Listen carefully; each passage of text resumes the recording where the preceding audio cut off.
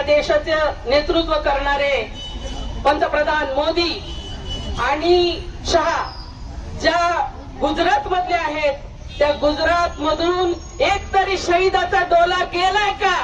या लोकांच्या हातात आपण सत्ता दिलेली आहे. ज्यांच्या राज्यातून एकही डोला शहीदाचा गेला नाही, ज्या महिलांवर अत्याचार झाला, त्या महिलांमधल्या एका महिलेचा नवरा कारगिलच्या युद्धामध्ये देशाचं रक्षण करतोय, पण आपल्या महिलेचं, आपल्या बायकोच्या इज्जतीचं रक्षण करू शकला नाही. ही शोकांतिका आहे. परंतु लाथ मारा त्या राष्ट्रपती पदावर आणि बाजूला व्हा. कशाला तुम्ही या गादीवर बसलाय? कशाला या सत्तेत? तू तुमच्या जिंदगानीवर, तू तुमच्या जिंदगानीवर. मला वाटतं जर छत्रपती शिवाजीराजे असते तर आज ज्या हाताने त्यांना छेडले ते हात त्यांनी खरोखर बुडातून छाटले असते. ज्या डोळ्यांनी बघण्याचा तमाशा त्यांनी केलाय ते डोळे त्यांनी काढून त्यांच्या हातावर ठेवले असते.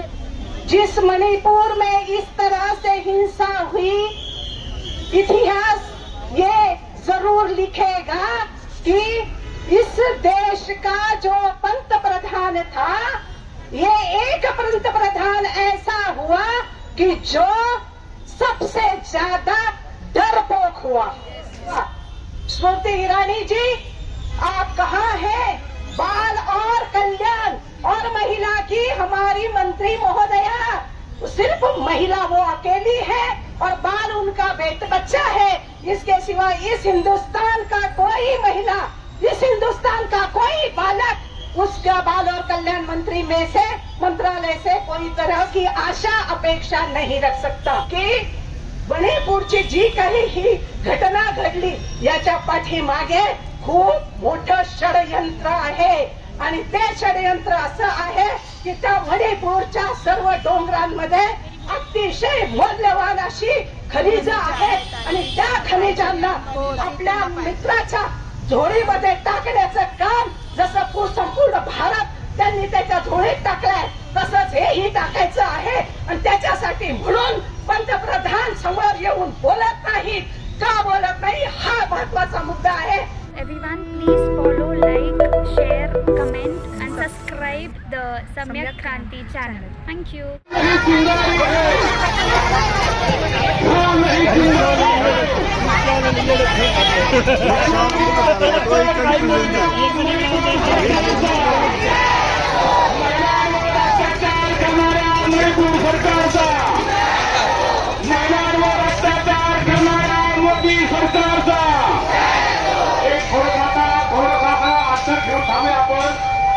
आपण थोडंसं अंतर ठेवून या ठिकाणी थांबूया. आता तुम्हाला पावसात बसा सगळ्यांनी म्हणणार नाही.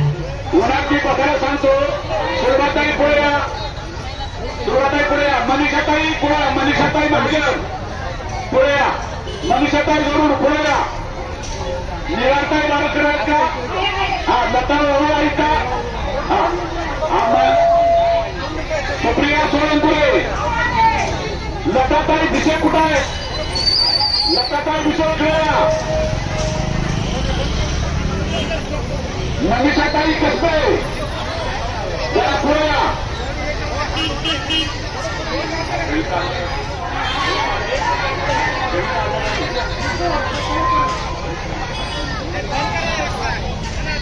या ठिकाणी सुरुवाताला उभा आहेत.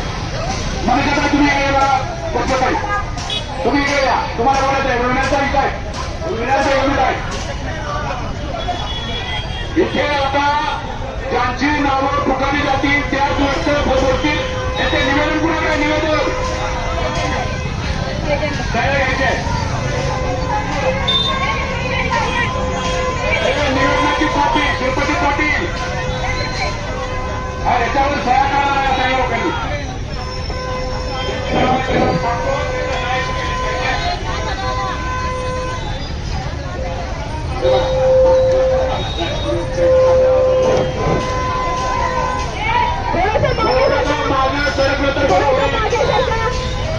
आता अडचण आहे, मला माहिती आहे आपली अडचण होणार आहे. पावसाचा रस्ता वेगळा झालेला आहे, त्याच्यामुळे मी तुम्हाला बसायला सांगणार नाही.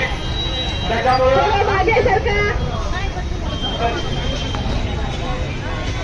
वतीने असे बाळासाहेब जिजाऊ क्रांती ज्योती सावित्रीबाई फुले आणि या हाथरसमध्ये शहीद झालेल्या माझ्या मृत महिला भगिनी या सर्वांना मी अभिवादन करते. मणिपूरमध्ये जो हिंसाचार झाला, अत्याचार झाला, त्याच्या निषेधार्थ हे महिला सन्मान संघर्ष समितीच्या वतीनं हा भव्य असा मोर्चा काढण्यात आला. या मोर्चामध्ये ज्या महिलांनी तुरारीनं भाग घेतला, हा पिंपरी चिंचवड शहरामधला महिलांचा हा आक्रोश होता आणि हा आक्रोश आज दिसून आला. मणिपूरमध्ये जी घटना घडली ती 78 दिवसानंतर त्याचा व्हिडिओ बाहेर आला आणि आज आपल्या समाजातील महिलांचा उद्रेक या सरकार पुढे तो दिसून आलेला आहे. हीच ही घटना नाही असं ती मुख्यमंत्री तिथल्या वीरेन सिंग यांनी सांगितलेलं आहे. त्यांनी सांगितलं तर मणिपूरमध्ये अशा हजारो घटना घडल्या, म्हणजेच या देशात आमच्या महिला या सुरक्षित नाही. हे अपयश भारतीय जनता पार्टी या सरकारचं आहे. हाथरसमध्ये जी घटना घडली त्या मुलीचा सुद्धा या भारतीय जनता पार्टी सरकारनं सत्कार केले. आसिफाचं बलिदान हे व्यर्थ जाणार नाहीये.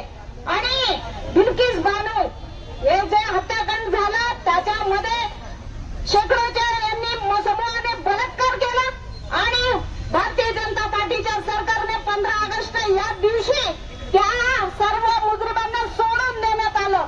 म्हणजे या देशात महिलांवर किती अत्याचार होत आहे.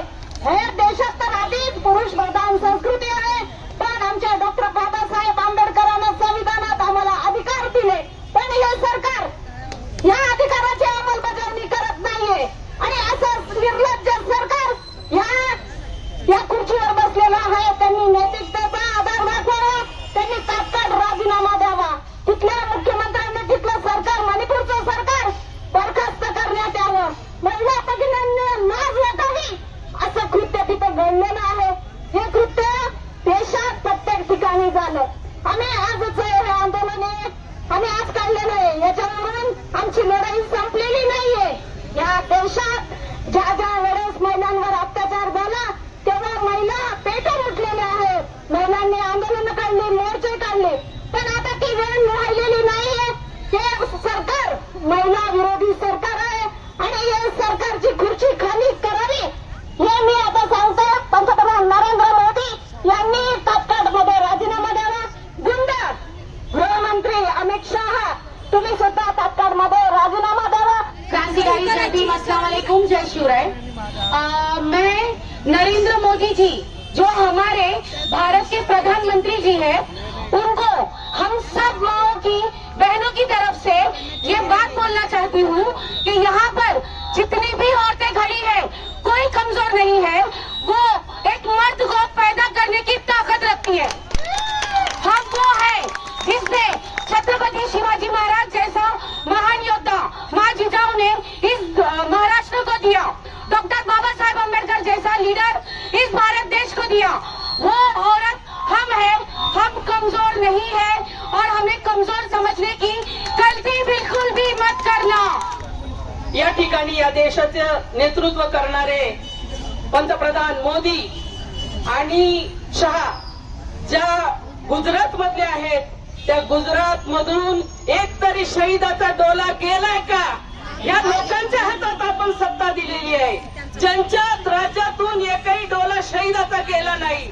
ज्या महिलांवर अत्याचार झाला त्या महिलांमधल्या एका महिलेचा नवरा कारगिलच्या युद्धामध्ये देशाचं रक्षण करतोय, पण आपल्या महिलेचं, आपल्या बायकोच्या इज्जतीचं रक्षण करू शकला नाही. ही शोकांतिका आहे. ही शोकांतिका या ठिकाणी निषेध व्यक्त करण्यासाठी आपण या ठिकाणी आलेलो आहोत. या ठिकाणी मला सांगायला खेद वाटतो की या मोदी सरकारने बेटी बचाओ, बेटी पढाओ, बेटी बढ़ाओ सीना तान के बोलतात. 56 इंच का सीना आहे. काय करायचं या 56 इंच सीन्याला? कापून घारी गिदारी कपडे टाकायचं का? हेच बोला, हेच बोला. काय तुमचं करायचं? तुम्हाला कापायचं का? गृहमंत्री तुम्ही कशाला बसलाय तिथं? अरे धडधडीत त्यांचा राजीनामा घ्या, ते राज्य बरखास्त करा. तिथले राज्यपाल आदिवासी आहेत द्रौपदी मुर्मू हात जोडून विनंती करते, या देशाच्या तुम्ही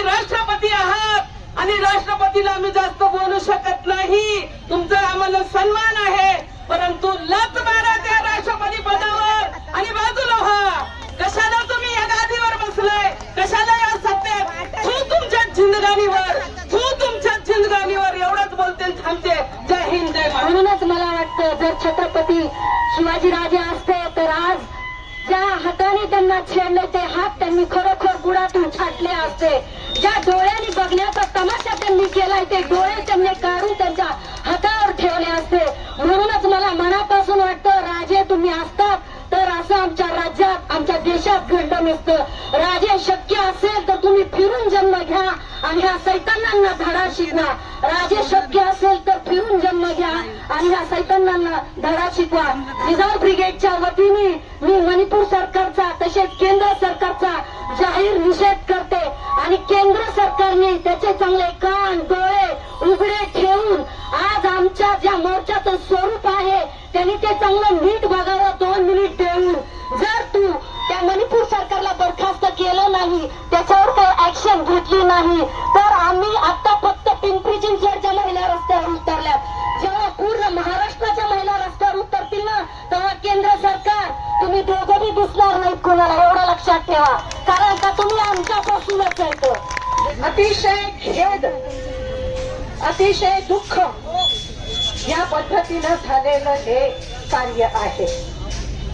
माननीय पंतप्रधान नरेंद्र मोदी जी, आप संसद के बाहर आए और आपने अपनी बात, जिस मणिपुर में इस तरह से हिंसा हुई, इतिहास ये जरूर लिखेगा कि इस देश का जो पंतप्रधान था, ये एक पंतप्रधान ऐसा हुआ कि जो सबसे ज्यादा डरपोक हुआ, सबसे ज्यादा उनके हिंसा यानी उनके तुम्हारे संवेदनाशीलता जो होती है वो आप में बिल्कुल भी नहीं रही.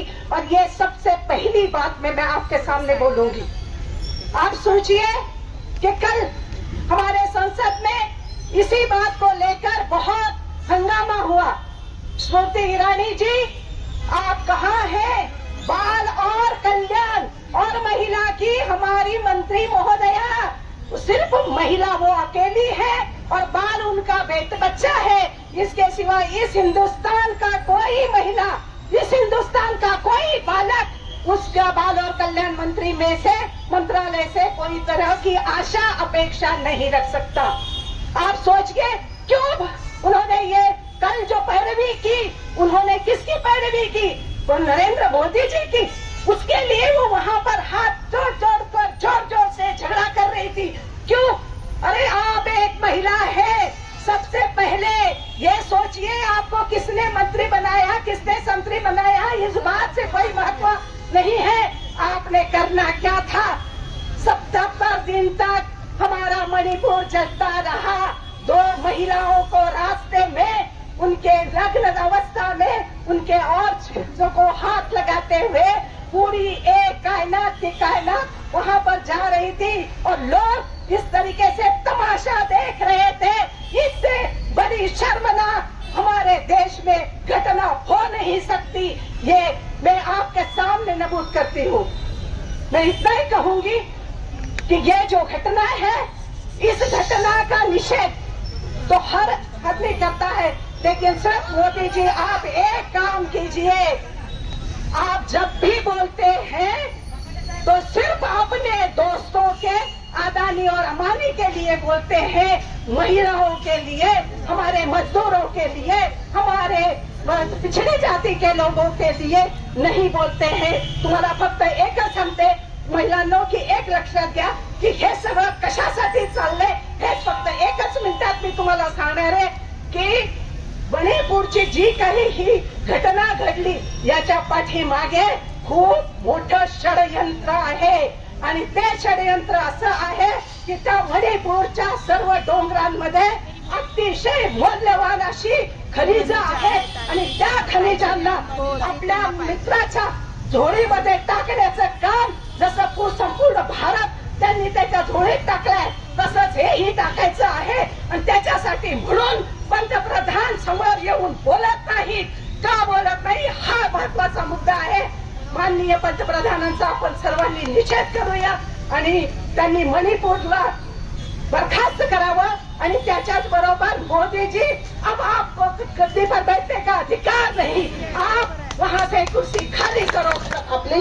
महामानव आहेत आणि महामाता आहेत, त्यांच्याकडनं जे काही आपल्याला म्हणजे आपल्याला प्रेरणा मिळालेली आहे, त्या प्रेरणेचं जे सगळं प्रकार आहे, त्या प्रेरणेमधनं आपल्याला हे लक्षात घेतलं पाहिजे की भारताचा इतिहास काय आहे. भारतामध्ये मनुवादी संस्कृती होती आणि भारतामध्ये महिलांवरती अन्याय अत्याचार खूप होत होते आणि त्या अन्याय अत्याचाराच्या विरुद्ध आपण जर बघितलं तर बऱ्यापैकी महात्मा फुलेंनी काम केलं, डॉक्टर बाबासाहेब आंबेडकरांनी समान हक्क देऊन काम केलेलं आहे, त्याच्यानंतर शिवाजी महाराजांनी सुद्धा इथे चांगलं काम केलेलं आहे. आणि या सगळ्या जर प्रेरणा आपल्या समोर असतील तर महिलांवरती ज्या अन्याय आणि अत्याचार होतात त्यासाठी विविध कायदे पण आहेत, त्या कायद्यांची अंमलबजावणी पण चांगल्या पद्धतीने झाली पाहिजे. कारण आपण जे बघितलं, निर्भयाच्या खून खटल्यातले आरोपी सुटतात, वेगवेगळ्या बलात्काराचे आरोपी सगळे सुटतात, तर हे सगळे आरोपी सुटले नाही पाहिजे, त्यांच्यावरती कडक कारवाई झाली पाहिजे.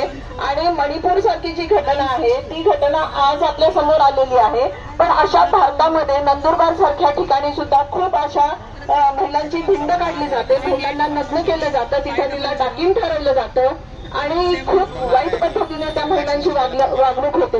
तर या सगळ्या घटना ज्या सतत घडत असतात भारतामध्ये किंवा आपल्या आजूबाजूला, या घटनांचं कारण काय आहे तर इथली जी मनुवादी संस्कृती आहे ह्याला आपण काढलं पाहिजे. कारण मनुवादी संस्कृतीमुळे महिलांना कुठलाही प्रॉपर्टी घेण्याचा हक्क नाहीये, तिचं स्वतःचं शरीर स्वतःचं नसतं, ते उपभोगण्यासाठी असतं आणि समाजाने ते राजरोसपणे उपभोगलं पाहिजे, असं इथे ही संस्कृती आहे. आणि म्हणून भारतीय महिलांकडे किंवा महिलांकडे एकंदर उपभोग्य वस्तू जे बघितलं जातं तसं न बघता तिला एक माणूस म्हणून सन्मान मिळाला पाहिजे, माणुसकी तिच्यामध्ये आपण म्हणजे माणुसकीने तिच्याकडे पाहिलं पाहिजे.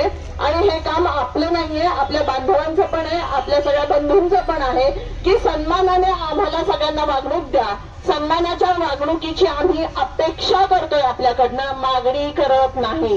तो आमचा हक्क आहे, जन्मसिद्ध हक्क आहे आणि तो सन्मानाने मिळवून राहणार आहोत.